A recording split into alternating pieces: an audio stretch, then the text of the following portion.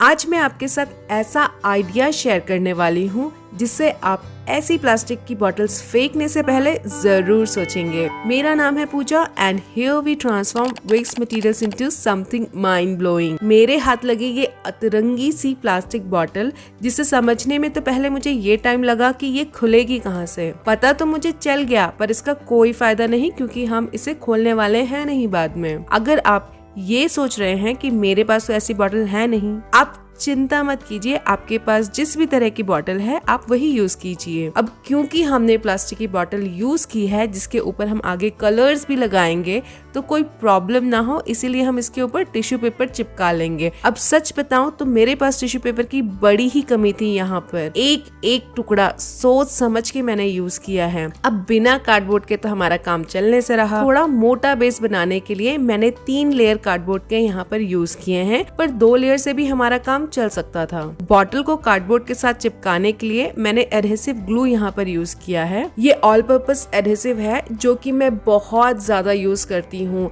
I think ये अभी 40 और 50 रुपीज के आसपास कुछ आता है, पर मैं इसे तब से यूज कर रही हूँ ये जब 20 रुपए का मिलता था। इसके ऊपर जो मैंने ये सफेद चीज अप्लाई की है ये है वॉल पुट्टी, जिसे यहाँ लगाने की इतनी जरूरत तो थी नहीं, पर मैंने फिर भी अप्लाई कर ही दिया क्योंकि मुझे यहाँ पर वॉल का टेक्सचर क्रिएट करना था। यहाँ पर मैंने पहले गोल गोल से शेप दिए, फिर ईंट का डिजाइन क्रिएट कर दिया और फिर कुछ और ही इसका कर दिया मैंने बाद में। तो आप पहले ही मन बना लेना कि आपको ये किस तरह का बनाना है, क्योंकि बार बार इसके ऊपर मैं डिजाइन बना रही थी और नीचे से जो टिश्यू पेपर है वो कहीं कहीं पर थोड़ा सा फटने लगा था और नीचे कार्डबोर्ड वाले एरिया पर भी हम वॉल पुट्टी लगा ही लेंगे। नेक्स्ट हमें जरूरत पड़ेगी एक वायर की और इसे घुमा घुमा के हम ये शेप दे देंगे।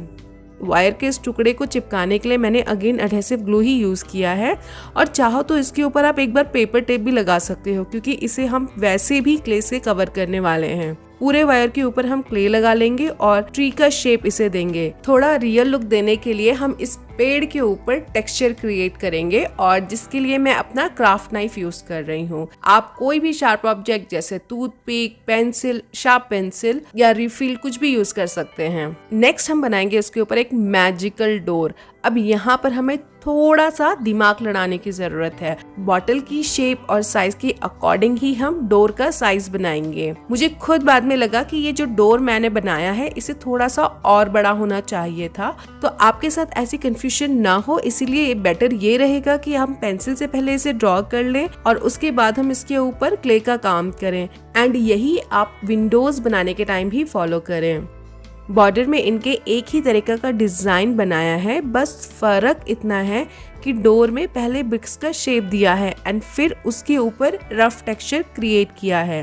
एंड विंडोज में मैंने पहले टेक्सचर बनाया है और फिर उसमें ब्रिक्स का शेप दिया है। तो दोनों में से आप कुछ भी कर सकते हैं क्योंकि आउटकम में कोई भी फर्क नहीं है।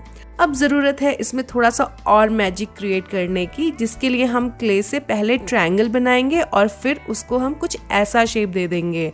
गेस तो कर ही लिया होगा आपने कि हम यहाँ पर बना क्या रहे हैं।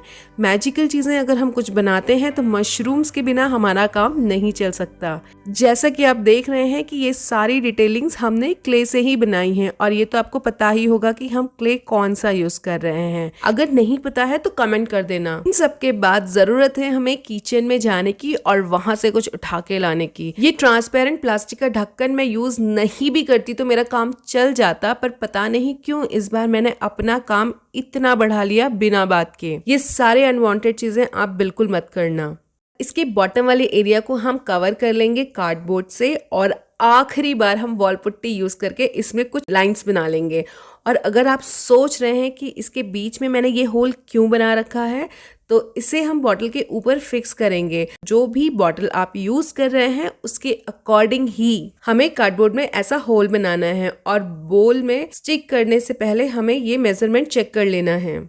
लास्ट वीडियो में मैंने आप लोगों के साथ एक क्राफ्ट हॉल शेयर किया था जिसमें पहली बार मैंने कैमरा के सामने इतना बोला है एंड यकीन नहीं करोगे वीडियो मैंने दिवाली वाले दिन शूट किया था। तो यार प्लीज वो वीडियो जिसने नहीं देखी है जरूर जाके देख लेना। पता है मुझे मैं जितना मैजिकल बोल रही हूँ शायद ये अभी तक आपको उतना लग नहीं रहा है, लेकिन एक बार कलर्स इसमें हो जाने दीजिए, देन आपको अपनी आंखों पर बिलीव नहीं होगा। यहाँ पर मैंने एक्रेलिक पेंट्स यूज़ किए हैं एंड कुछ चॉक पेंट्स भी यूज़ किए हैं। सो जैसा कि मैंने अपने लास्ट वीडियो में बताया था कि मेरे पास कलर्स की यहाँ पर कमी थी, ज़्यादा कलर्स अवेलेबल नहीं थे मेरे पास, तो जो थे उन्हीं से मैंने काम चलाने की कोशिश की है। कलर्स को मिक्स एंड मैच करके मैं डिफरेंट शेड्स यहाँ पर यूज़ कर रही हूँ। मेरे पास ब्लैक एंड वाइट कलर थे जिससे कि मेरा काफ़ी काम हो गया था। कभी आप मेरे जैसे सिचुएशन में फंस जाओ जहाँ पर आपके पास कलर्स काफ़ी कम अवेलेबल हो या फिर आपका कोई कलर ख़त्म हो जाता है और ये बात आपको अचानक से पता चले, तो जिस शेड की आपको नीड है उसके आसपास का कोई शेड्स आपके पास अगर अवेलेबल है तो आप उसमें ब्लैक और व्हाइट कलर मिक्स करके डार्क या लाइटर शेड बना सकते हो। आपके पास अगर प्राइमरी कलर्स हैं यानी कि रेड, येलो और ब्लू, उनको तो मिक्स मैच करके आप डिफरेंट शेड्स बना सकते हो। पर हाँ, अगर ये बेसिक कलर्स आपके पास नहीं है तो मेरे पास अभी तो उसका कोई उपाय नहीं है। अब कलरिंग करने के टाइम मैंने यहाँ पर एक ट्रिक अप्लाई की है। जैसा कि आप देख सकते हैं मैंने ब्राउन कलर के डिफरेंट शेड्स यूज़ किए हैं और चॉक पेंट भी मैंने यूज़ किया है जो कि न्यूट्रिया शेड, जिसका नाम मैं ये पहली बार पढ़ रही हूँ। तो मैंने इसके साथ बाकी सारे कलर्स वाइब्रेंट रखे हैं जिससे कि कलर्स का एक अच्छा बैलेंस बन जाए। तो आप ये फॉर्मूला यूज़ कर सकते हैं डल एंड वाइब्रेंट कलर्स का अपने किसी भी प्रोजेक्ट में। इससे जो डिफरेंट एलिमेंट्स हम बनाते हैं ना, वो हाईलाइट हो जाते हैं अच्छे से।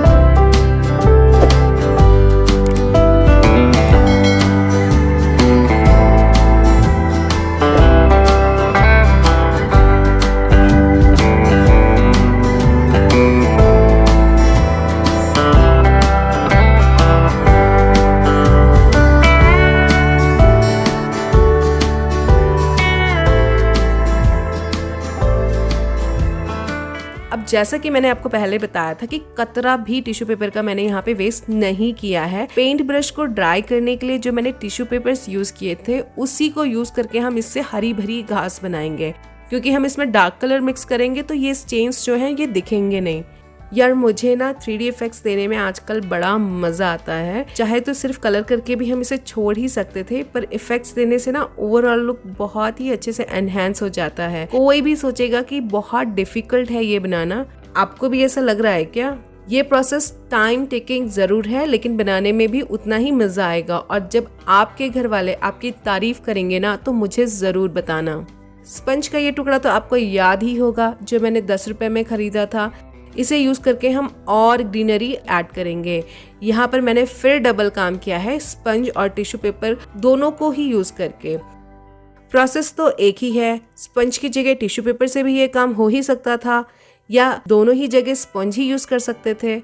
मानो ना मानो कुछ तो चल ही रहा था मेरे साथ। अब इतनी हरियाली छा रखी है, फूल तो उगेंगे ही, भले ही रियल ना हो।